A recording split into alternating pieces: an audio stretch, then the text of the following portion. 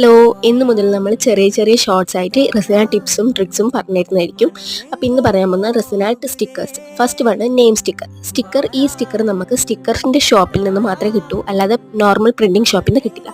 ഇതൊരു കൂളിംഗ് ഷീറ്റോടുകൂടിയാണ് വരുന്നത്. അതുകൊണ്ട് നമുക്ക് അത് റെസിനിലേക്ക് ഒട്ടിച്ചു കൊടുക്കുക. അതിനുശേഷം ആ കൂളിംഗ് സ്റ്റിക്കർ ഇങ്ങനെ വലിച്ചെടുത്താൽ അതവിടെ ഫിക്സ് ആയിരുന്നോളും.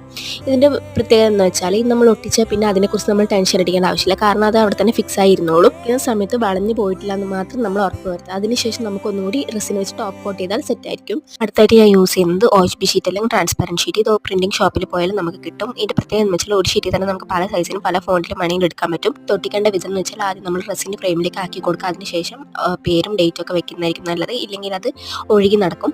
പിന്നെ ശ്രദ്ധിക്കേണ്ട കാര്യം, നമ്മളിത് റെസിൻ ഒഴിച്ച് കഴിഞ്ഞാലും ഇടയ്ക്ക് വന്ന് നമ്മൾ ചെക്ക് ചെയ്ത് നോക്കാം ഇത് വളഞ്ഞിട്ടുണ്ടോ. നമ്മൾ സ്റ്റിക്കറല്ലോ ഒട്ടിക്കുന്ന OHB ഷീറ്റ് ആയതുകൊണ്ട് നമ്മൾ ഇടയ്ക്കിടയ്ക്ക് വന്ന് ചെക്ക് ചെയ്ത് നോക്കണം വളഞ്ഞിട്ടുണ്ടോ എന്ന്. പേരിൻ്റെയോ ഡേറ്റിൻ്റെ മുകളിൽ എന്തെങ്കിലും സ്ക്രാച്ച് വന്നാൽ പെയിൻറ്റ് ഇളകി പോകാൻ